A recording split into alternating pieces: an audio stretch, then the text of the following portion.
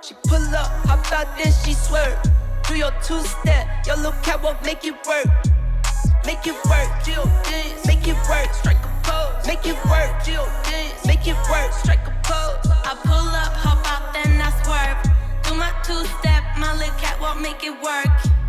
Make it work, Jill dance, make it work, strike a pose. Make it work, Jill dance, make it work, strike a pose. Do your dance, girl, dance, do your dance, girl, dance. Is it me and you, or is you with your friends, girl? Hello and welcome to Miss Shan's Shorty Recipes. Today I'm going to show you how to make these lovely hearts for Hailey cookies. These cookies are dedicated in loving memory to Hailey Busby.